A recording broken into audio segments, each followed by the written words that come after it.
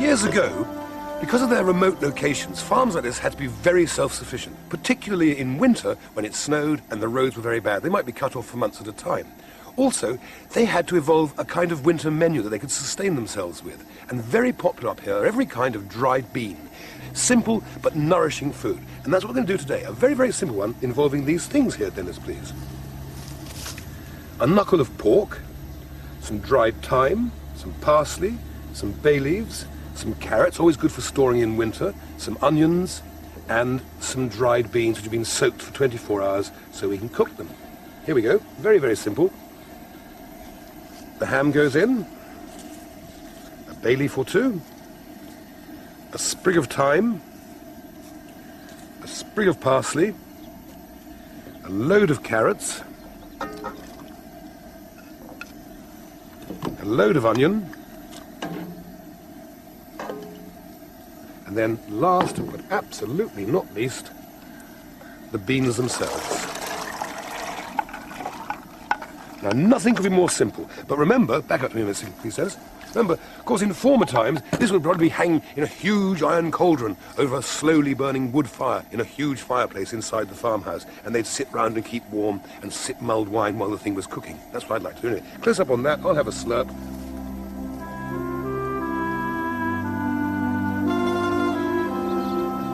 2 hours have gone by. The pot has been cooking. The lid goes off. Plop over there. And look what we have, some succulent pork knuckle.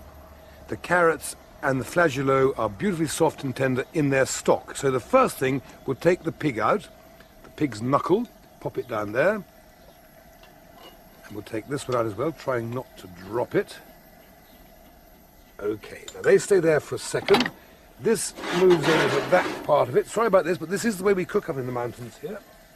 The pan with the olive oil comes onto the gas. Right, now this is superb olive oil which will really enrich this dish and make it splendid. The second that has a little bit of frying speed, we will add some onions into the oil. Right, onions in first, then some garlic.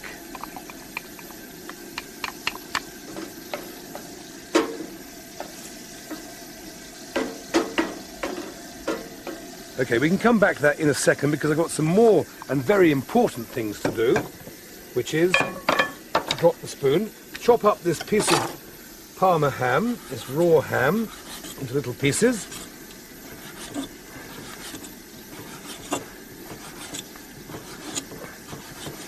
Like so, little shreddy bits. Then we pop that just to one side over there. Then, these are still a bit warm, but we take the knuckle, we remove the bones, and we chop the bits of meat. Ouch! Very, very hot.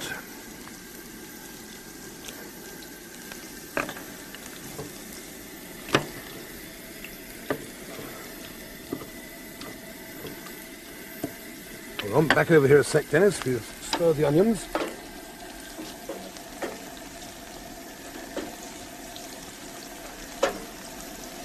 Soften those right down. The ham now goes into there, plus our little bits of pig's trotter.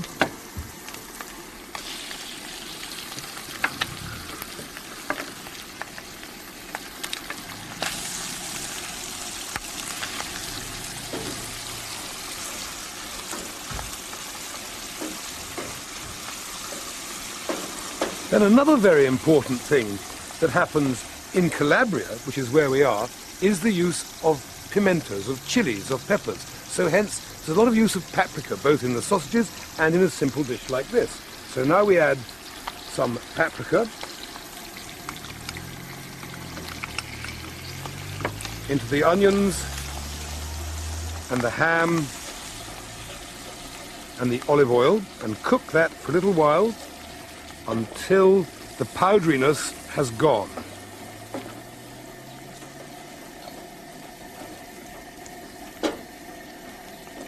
Okay, stay with that just a second, I'll be right back, because for a bit of piquancy we have to add some white wine vinegar.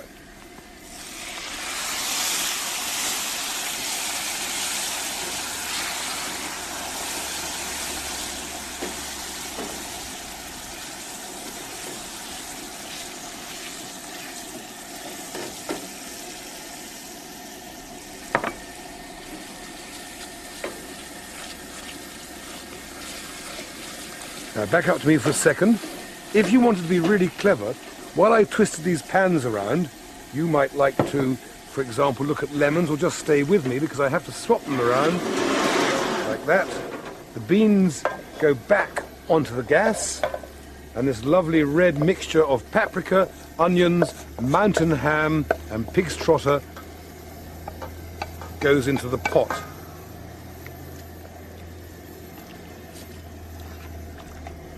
So that effectively what we have is a goulash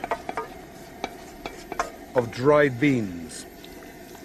Now, for my signature dish of the mountains in Calabria, a beautiful pork knuckle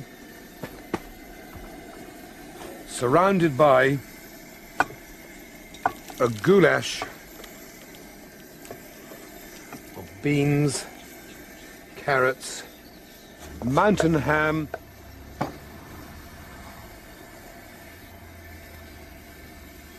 as much as I love those ones that come out of tins, you will never taste a better plate of beans.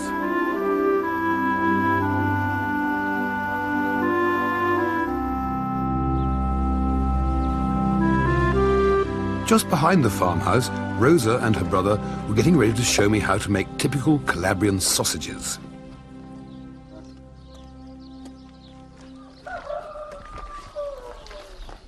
The Italians are rightfully proud of the wide variety they make. The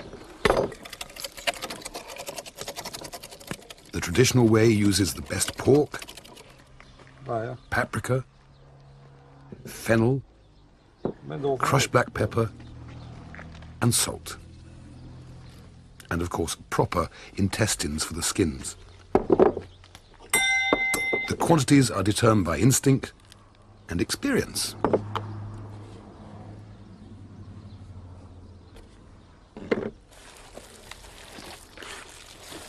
And then the bit I love about cooking, getting your hands stuck into it. Ecco così. Sì.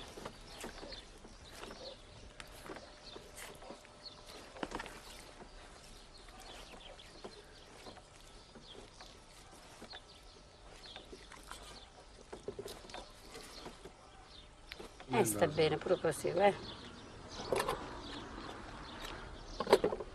E case passate. Now, you hang that up to dry for about a month in a cool, airy place, and you have one of Rosa's fabulous sausages. You can do it at home, can't you?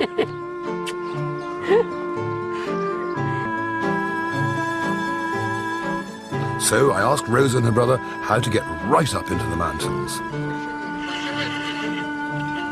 But, not being the best of riders, this lively beast gave me an outing to remember.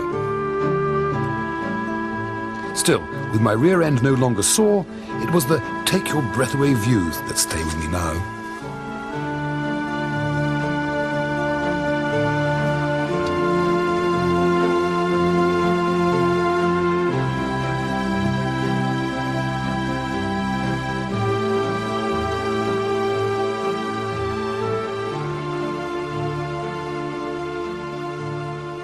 I was trotting through a mountain village the other day, as you do, on my trusty steed, when I passed a butcher shop displaying a spiky wild boar hanging outside. So I dismounted, stepped in, and bought myself a couple of pounds of wild boar, which I have in this earthenware pot here, marinating in strong Italian red wine, olive oil, onions, garlic, and thyme. Because, back up to me for a second, Dennis, just because you're on a breezy, windy, blowy mountaintop, there's no reason at all why you should slum it. You can still have good grub.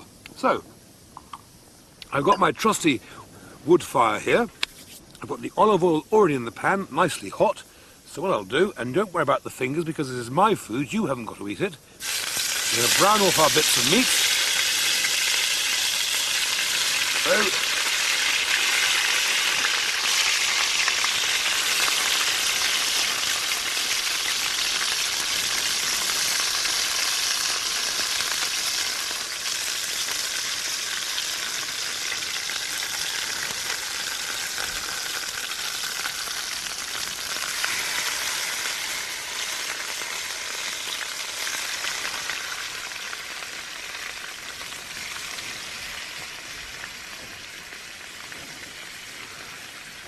Great stuff.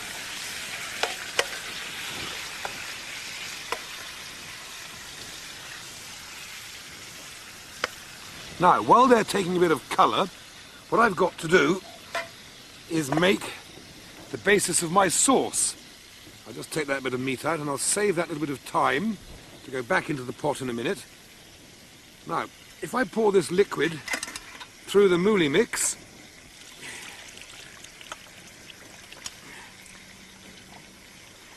like so, bay leaf I'll reserve for a moment.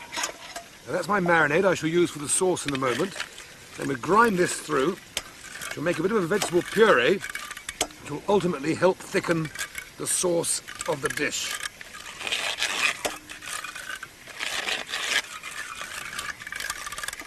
Right.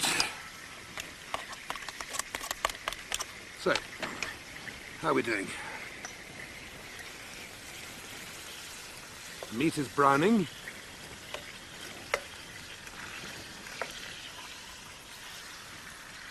Then, because I'm on a camping holiday, I've got...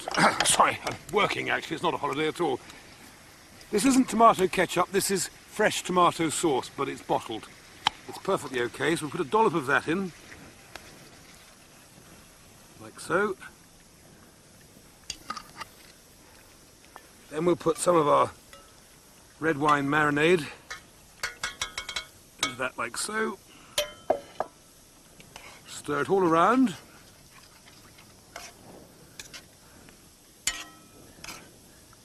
Mix in the tomato sauce, the red wine marinade. Pop in the bit of thyme, which I saved, and my bay leaf. And let that bubble gently away, I'd say for, a jolly good 3/4 of an hour to an hour, something like that.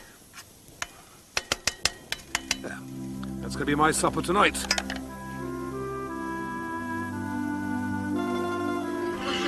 Just the meal for the hungry horseman. Marinated wild boar, cooked in its marinade with thyme and bay leaves, onions, parsley, garlic, carrots, and tomato sauce.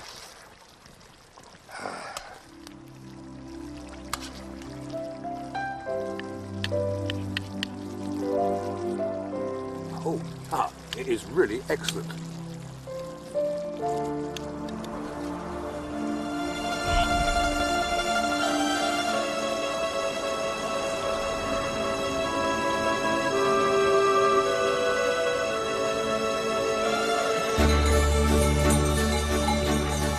The next day I set off and came across this remote and intriguing farm.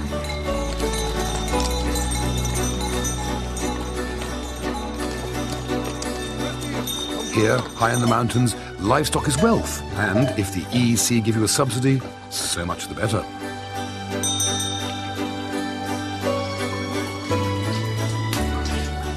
Inside one of the buildings, we found Mama making scamorza cheese in the time-honoured fashion over a wood fire.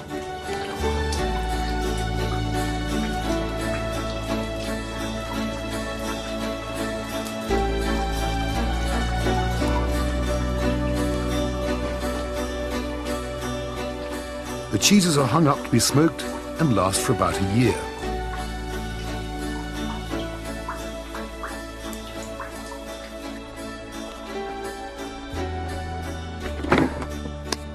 Brilliant. This Italian food, the pastas and the seafood soups and things, are all wonderful. You can't beat a really good piece of grilled pork. So, since we're on a farm, I thought I'd get a pig and roast it over a wood fire. First thing I have to do, if I can, if this knife is sharp enough, is score it a bit. In fact, I'll use my special pig scoring knife that I've got in my pocket. It's a bit sharper. This will enable us later to carve off some really good slices of pork, grilled over olive wood.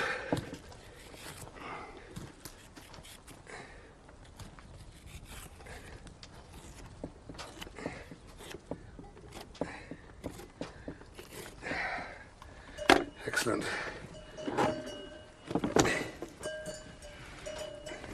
Now, let's get some flavour into this animal, a load of sea salt.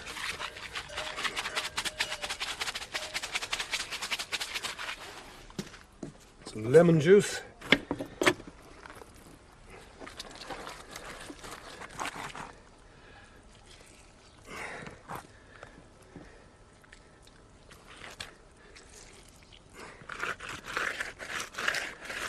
Some garlic, just roughly crushed.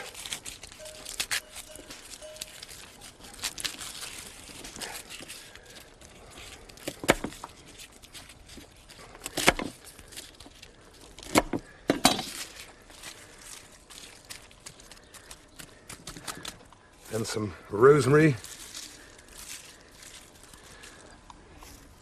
Big bunch of thyme.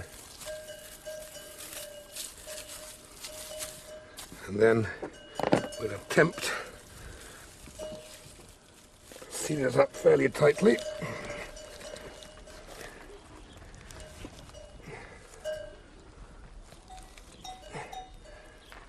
Like so. And again.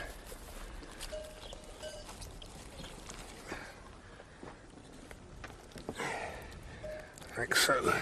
Then we'll tip it over again because we want to rub some salt and lemon juice into the skin as well.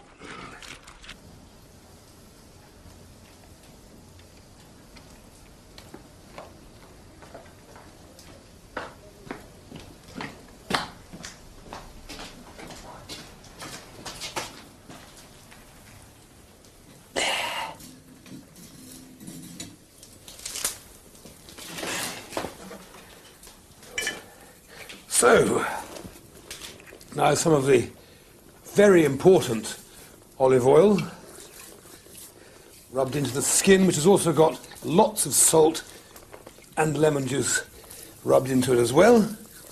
You pop that there on the wood fire, wood mark 2.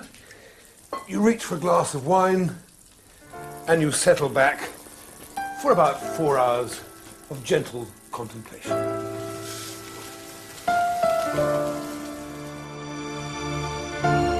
Strange thing has happened, you see. I'm cooking this pig which will take 4 hours, and nobody on the production team realised it was Sunday. We're out in miles and miles from nowhere, so there's no crew lunch. So I thought, to please them all, I'll make that classic Italian soup, minestrone verdura, okay? So, the first thing we have to do, Dennis, is whack some wonderful olive oil into the pot. Lots and lots and lots of olive oil. Like so. Then we will add, and by the way, with the minestrone, you can add any kind of vegetable you like, but preferably some dried beans you must have, preferably some peas or some runner beans, cabbage, celery, tomatoes, all those kind of things. Anyway, first of all, we'll pop in some onions, and we'll soften those down a little bit. Now, while they're softening down, I'll chop up some celery.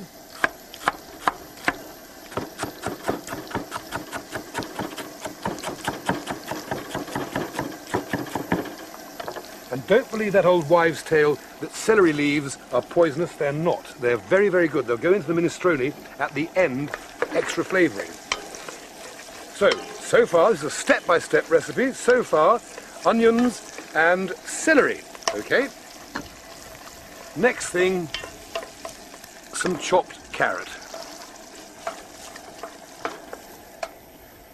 Now, we're all extremely happy here today because this farm up here lost in the mountains is absolutely joyous. They make their own cheeses, they make their own goat's cheese and cow's cheese.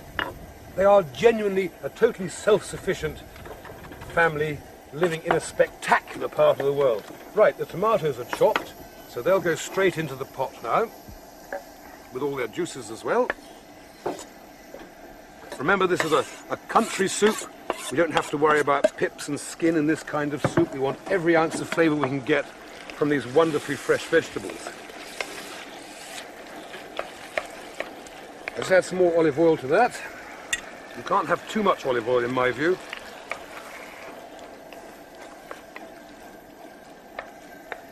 Right, that then is our holy trinity. That's the base, that's the tomatoes, the celery And the onions cause the base of our soup.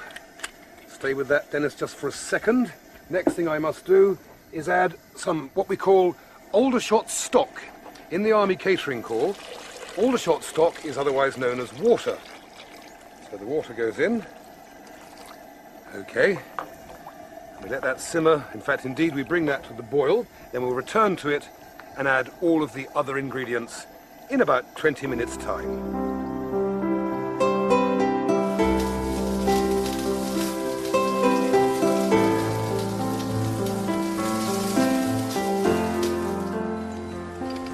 Now, those of you very observant people might have noticed that in the primary stage I forgot to add the soaked, dried beans. Well, luckily, it doesn't really matter because these are out of a jar and they're already cooked, so I can pop them in right now. Don't often cheat, but sometimes I have to because I forgot.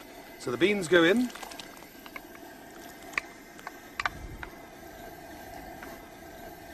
Then the little pieces of broken up spaghetti go in.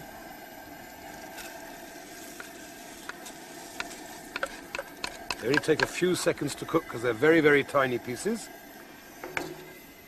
Then our cabbage goes in. 2 big handfuls of cabbage. The beautiful broad beans go in, fresh New Season's broad beans. Like so. Then a good handful, not a handful, that's far too much. A good pinch of sea salt. Just stay with that for a second, please, Dennis, while I get some excellent celery leaves. We'll shred some celery leaves in. And we'll also stay there. We'll shred some nice parsley leaves in.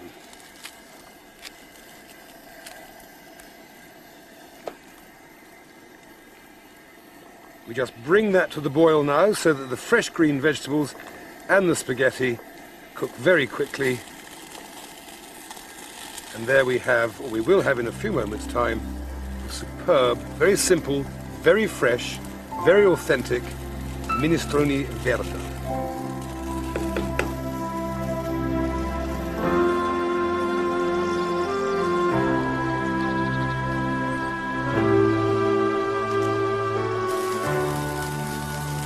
Hours have gone by, and do you know, by the way, the reason we discovered crackling was in about the 13th century. One of these servants who was paid to sit by the fireplace and turn the spit did so but fell asleep, and when he woke up the meat was charred, the fat was crunchy, and he was in fear of his life. But luckily the Baron or the Duke, whoever he was working for, really enjoyed it and gave him a huge farm to celebrate. Anyway, that's the good news. The bad news is that my farmers have all disappeared, doing what farmers do, gone to the hills, taken the goats for a walk, milking the cows.